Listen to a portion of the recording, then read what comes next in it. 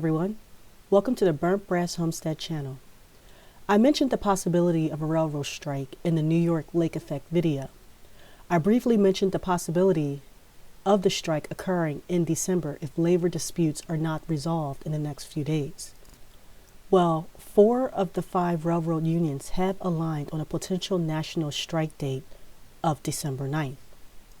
Workers represented by the Brotherhood of Maintenance of Way Employees Division of the International Brotherhood of Teamsters, the third largest of the 12 rail unions, followed by the Brotherhood of the Railroad Signalmen, were the first to reject any deals. Earlier this week, members of the nation's largest rail union, which represents the industry's conductors, rejected a tentative labor deal with the freight railroads. Union rail workers are not satisfied with current proposed agreements, as it does not do enough to address quality of life issues, particularly a lack of sick time, sick pay, workers' compensation, and staffing shortages. If any one of these unions go on strike, the others will honor the picket line, sparking an industry-wide strike that could essentially shut down approximately 30% of the nation's freight movement, greatly impacting the already fragile national supply chain.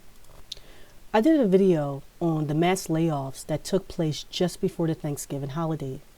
It felt like 50,000 jobs were lost in the span of 1 week, with more to come.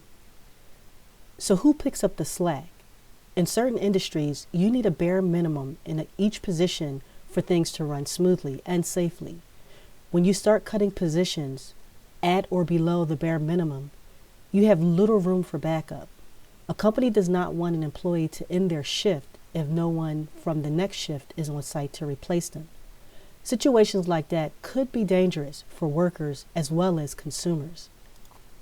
In any event, December 9th is the deadline for all sides to come to some sort of an agreement. Again, if any one of the rail unions go on strike, they will all honor the picket line. That is approximately 100,000 union members. But don't just focus on the December 9th date. According to federal safety measures, railroad carriers begin prepping for a strike several days before the strike date. So strike preps will begin either November 28th or December 1st, depending on certain circumstances. The carriers start to prioritize the security and movement of sensitive materials like chlorine for drinking water and hazardous materials in the rail wind down. 96 hours before a strike date, chemicals are no longer transported. Other disruptions could include retail products, coal and manufacturing components, lumber, cement, fertilizers. Although these components are also shipped via trucks, how many trucks have you seen on the road lately? Not to mention, trains are capable of transporting products in larger quantities over larger distances at a lower cost than truckers. Passenger trains like Amtrak, Metra, and Maryland Transit that run on freight tracks could also be impacted by this strike.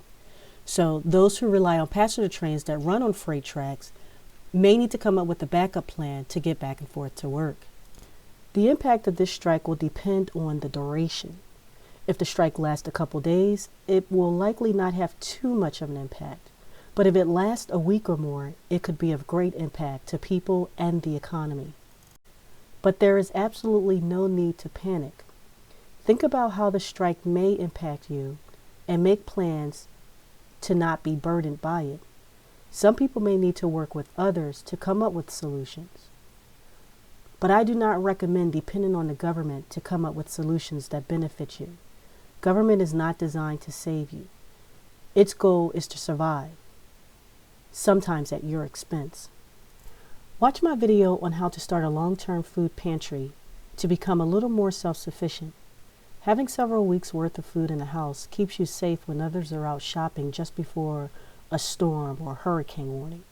It helps to supplement the food bill when prices are too high, and it gives you peace of mind in the event of job loss. Identify other issues that could impact you and try to come up with solutions to mitigate them.